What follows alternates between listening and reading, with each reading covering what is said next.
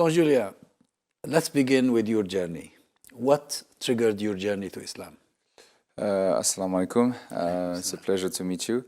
There are many things that triggered my journey. I was a soul searcher since I was a kid. First, I became Buddhist after being a Christian. Where did you grow up? I grew up in France, in Nantes, and I was very spiritual at a very young age. I wanted to become a priest.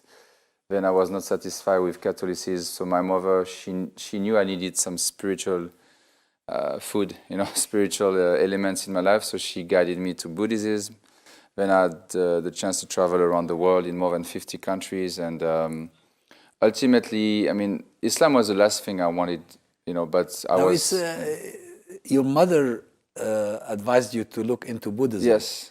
So she wasn't a practicing Catholic? No, in France, 70% of the people have become atheist or agnostic, so the generation of my mother abandoned Catholicism for many reasons. But they were still believing in God or something spiritual, and Buddhism came very strongly in the 90s with the Dalai Lama. There's a huge promotion about that, and we watched movies together, and I like the peace meditation part of Buddhism, which is quite similar to Islam. If you look at when you have to withdraw, when you have to seclude yourself and think about God. Yes. Do khalwa. Like Rasulullah when he got the revelation, he withdrew from the world, right? So I traveled around the world, and I started to work as an international reporter with reports in the New York Times, The Economist, and I was in many Muslim countries. Every time I hear the azan in Cyprus, in Tanzania, Dar es Salaam, I felt something compelling me, like, hey, it's for you, but I didn't know. I thought it was a religion only for Arabs. So I thought, so I never really bothered to question, and when I lived in the Philippines, I decided to settle in the Philippines, which is a very practicing Christian country. That put me back on track, on the path of God. I went back to the church. As a Catholic? As a no longer a Catholic church. It was like Protestant, born again. With the born again, they read the Bible at least. The Catholic, they don't read the Bible.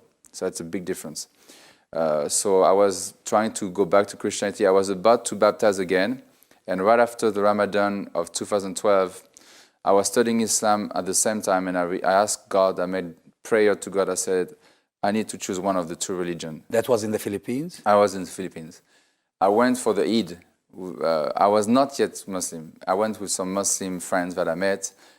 I saw some women praying behind men. I said, this is not fair. I didn't understand yet the whole thing. So I liked the spirit. I thought it was very, very strong. In Manila or? In Manila. And I took my shahada in front of my computer watching Peace TV.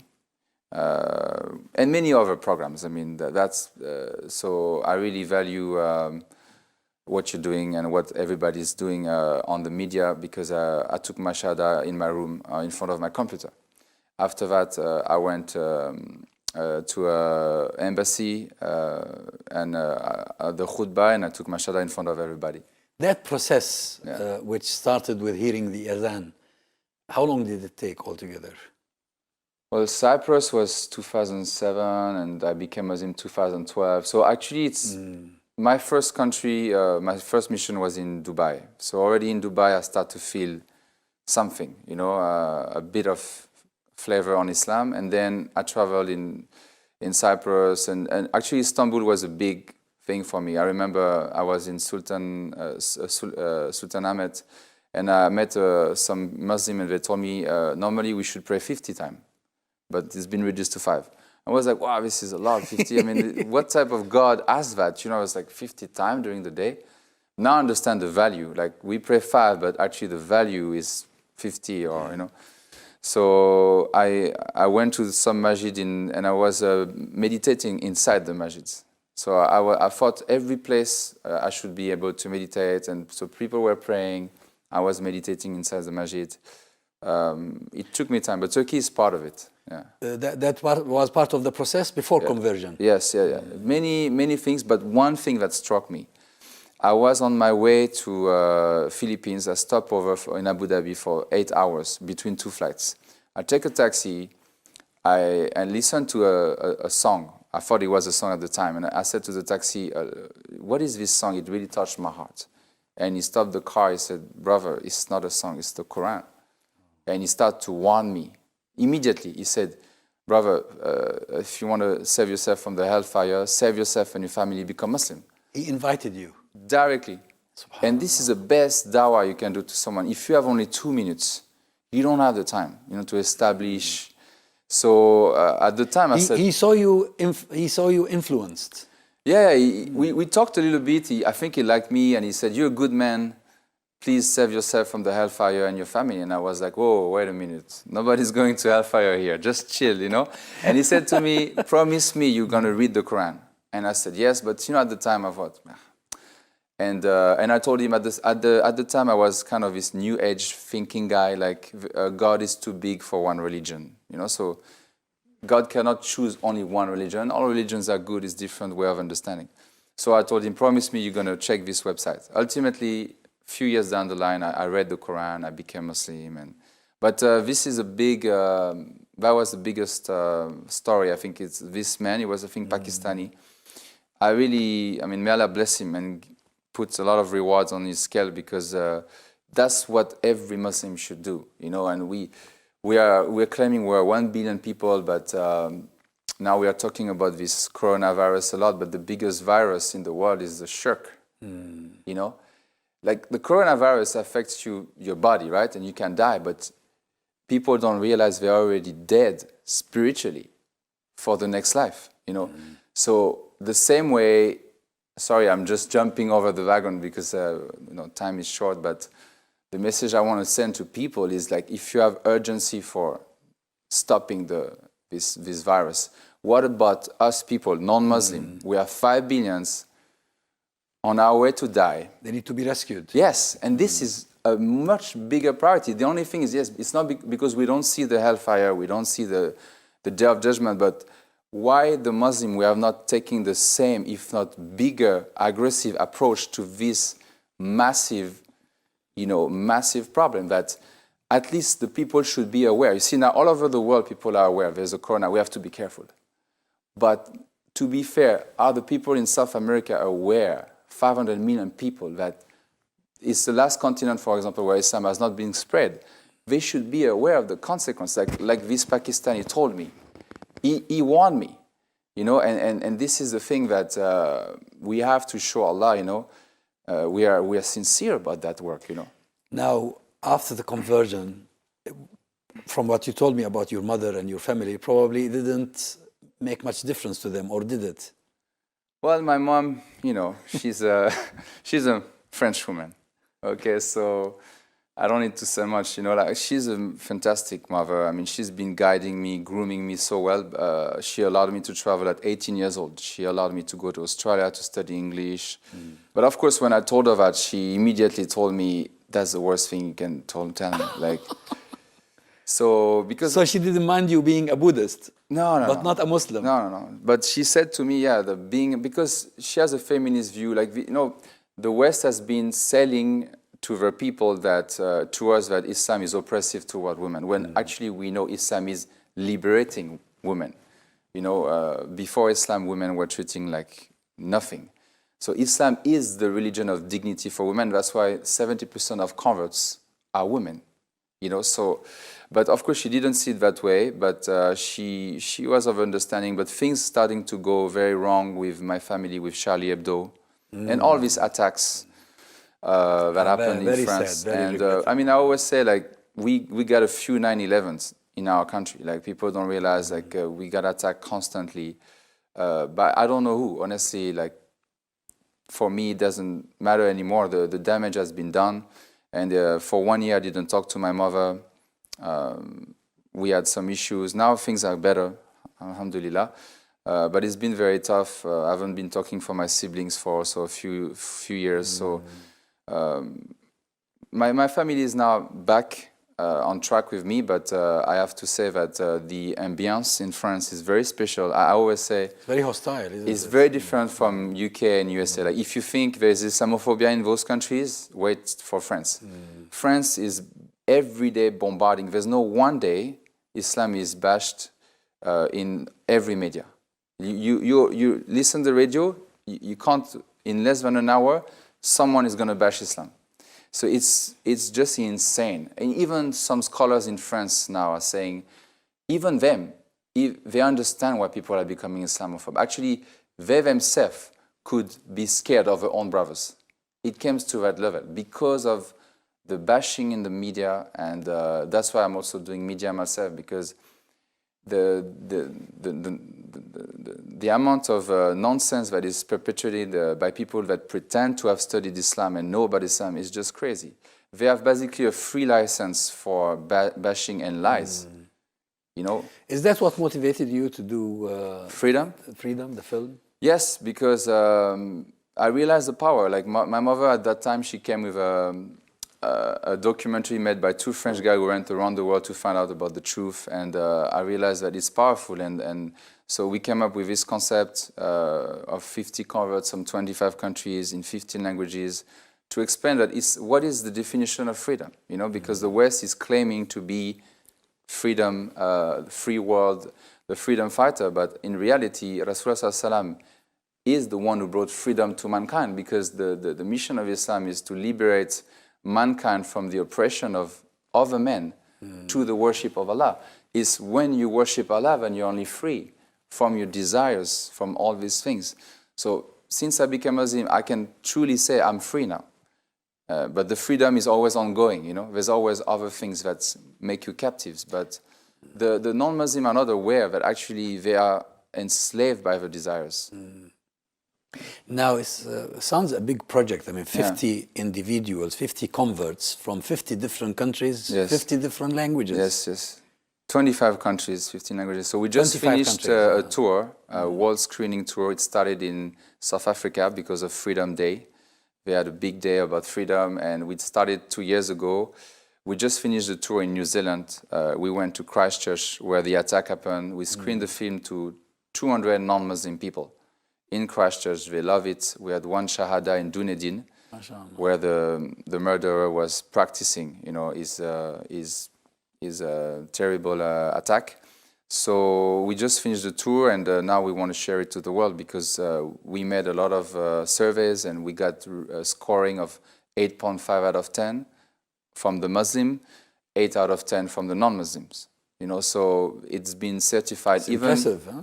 Even Christian missionaries from France contacted me. They watched the film in South Africa. They tried to convert me back to Christianity after watching our film Freedom, imagine. But even Christians respect our film, because they understand that it's not a propaganda. We became Muslim out of our own will. And it's just our story. It's not scripted, you know. We asked 10 questions to everybody, the same question, and here you go. And when we just took the best part, but there's no script, and that's why it's very sincere, ikhlas. And that's why our company is called Halis Media, you know. It's pure, it's true, you know. Now, when you were touring the world, and when you went to the Emirates and then to Manila, you were working in the media, in the mainstream media. Yes, I was working for an agency. Yeah. How did your conversion impact on your profession? Did it matter? Well, I actually converted when I became a singer-songwriter in the Philippines. So when I stopped actually... Oh, you stopped working as a correspondent? Yeah. At 27 years old, I got burnt out by the industry. It was very demanding, very, exciting. I was young, traveling around the world, first class.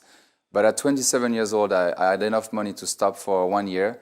I did a sabbatical year. I went on the Way of James. It's a pilgrim, you know, famous pilgrim. Paulo Coelho wrote about it. The Pope. The Christians have two pilgrims, Rome and Way of James, which is in Spain, Santiago de Compostela, they call it. So I walk 1,000 kilometers.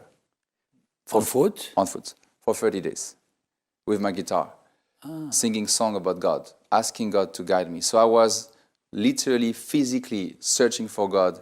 I was walking between 30 to 50 kilometers a day. And, you know, walking brings confidence, and also it's a way we used to do Hajj, right? Yes, yes. So I did my Christian Hajj, which is not in the scriptures, by the way. It's something they made up after because they said one of the apostles' body has been found under the church in Spain. And where do you start from? You started from... You can start from Russia. You can start from wherever. Anywhere. Yeah. In order to be qualified to be a pilgrim, you have to start at least, I think, 150 kilometers before. 150 kilometers. Yeah, something like this. But I started at the border of France, so it's 1,000 kilometers. I did that in 30 days. And that was a tremendous experience. And so my That was search, before you went to Manila. That was before I decided to become a singer-songwriter, because I needed some trust. It was something I've never done. I took classes of singing. Actually, I use my songwriting, and I know Arabs love poetry, and I'm a poet myself. I write songs. They love songs too. Correct. So, I asked God in one of my songs called "Free to Love." I asked God, "Oh God, please send me your light to be free." I was not Muslim at the time, Nur. So I was asking Allah to. I knew as a non-Muslim, I knew I was not on the hack. Every time I go to bed, I was like, okay, my life is good. You know, I'm enjoying my life, but I'm not upon the truth. There's something in my life that is missing. I didn't know it was Islam, obviously, at the time, but my songwriting was always spiritual. I wrote a song called No More Divisions between brothers of all nations. And sadly, when I became Muslim, I realized we are still divided. You know, and I'm working towards unity because I really believe right now, one of my dreams is to die and see the Ummah finally putting all things aside, and we can focus on the bigger picture, you know. So I became a singer-songwriter, and I had a lot of time in my hands. I was not working at the time. I was not living the rat race, as they say, 9 to 5. So I think that helped me to realize, oh, there's actually a problem. And something I want to mention is I also understood that Shaitan is real, you know, and I got scared because I thought I need protection. I never believed. I've always believed in God. You see, in the Christian faith, we believe Shaitan is like an angel. We believe like Shaitan is like a Santa Claus. It's something to scare the children. I didn't believe that actually Shaitan is a real entity, and it's coming after me, after everybody. So when I realized that, I thought I really need a religion who has a strong shield. What brought this idea to you? I mean, what Shaitan? Yes. So many things, so many triggers. But let's talk about what I know for sure is the music industry. The music industry is filled with satanic messages in some of the biggest stars, including French one. I mean, it's international. So in your song process... You entered into that world? I was an independent artist. I've never got signed up, but when you sign, and even some artists said it on TV, it's not a conspiracy. They said I had to sign a deal with the devil in order for me to be where I am right now. So this is real, you know. So when I saw that, I said, oh, what this is scary. I never saw, I realized actually some of the music videos down, there's a clear subliminal message in it that people cannot understand. But there's a deal. You know, ultimately is to get the masses hypnotized and indirectly worship the shaitan and all the things he wants to do. So all this thing about this concept, you're free, burn your life. You have only one life. You're free to do whatever you want. Where does this concept come from? We have to be very careful. So for me, my barometer is, of course, Allah. But I know Allah says in the Quran, you have one enemy. He's not mentioning anybody else than Shaitan. And this enemy is actually involved in every single industry. You just have to find out where he's hitting you. And this is something I think that is very lacking in our Ummah right now. We are not aware of that. We are not suspicious enough. We are too naive. You know, and the shaitan, I mean, he works through corruptions, he works through deception, using men, other men, to drag us. There are unlimited manifestations of the shaitan. Yes, correct. So now, after conversion, what sort of challenges met you? Was it Well- really tough initially? Well, of course, you have to give up on. I was living with riba money. I invested my money in a scheme where I put all my saving and some of my saving, most of my saving, and I was getting a monthly income. So for 1 year as a Muslim, I was living still every month getting something, not working. Alhamdulillah, brother, when I told him how I was earning my money, he said, I think this is riba. And I stopped it, and this scheme got destroyed after 2 months. So I would have lost all my money. Subhanallah. So you saved yourself. A great story I want to share with you. So I saved myself. I had 2 Japanese people who became Muslim, and they were under my scheme. So one sister, I told her, fear Allah, she already became Muslim. It's riba, get out of it. She got out of this. My other good Japanese friend, I told him, he said, no, I still want to stay in the scheme. He lost his money. 1 year after, 2 years after, he came back to me. I said to him, look, you lost money, but this time if you don't listen to me, you're going to go to hellfire. So become Muslim now. And he became Muslim as well. So his actually failure in the riba made him become a Muslim. So After he lost his money. After he lost me money, Subhanallah. he got to have the lesson. But now he's very happy. He's wearing the beard. I mean, he's like a proper Muslim. He's living in Japan. And his girlfriend of the time became Muslim as well. So there was barakah in it. But the biggest challenge for me was maybe women. You know, I was like most of Westerners living the normal life, having girlfriends, and it's difficult to stop. You know, but I realized I was empty. You know, like all this. The biggest challenge for a man usually is women and wealth. Wealth didn't really consume me. Women was a bit harder because I was a singer-songwriter. You know, I had many opportunities. They get attracted to you. Yeah, I mean, especially after I became Muslim. That's the funny thing. Really? Yeah, like abnormally. That was the biggest test. After I became Muslim was even more challenging because they were chasing after me and I had to cut off my relationship and I moved to Malaysia. I had to change country because Philippines was becoming a bigger fitna for me and I stopped my career after 1 year. I had already like 500,000 fans on YouTube and so I had a lot of followers at the time. But I stopped everything. I did music videos with Miss Universe, some actress. I stopped everything. And then I went to Malaysia. I started to do some dawah work. And as they say, the rest is history. I got married with a beautiful Malaysian woman who's been supporting me in all my projects, who's been my Khadija from the very beginning. So, I mean, when you give up something for Allah, it's always good for you. But you're going to have to make the sacrifice. MashaAllah. So initially you are being tested, inevitably. Yeah. It will have to happen anyway.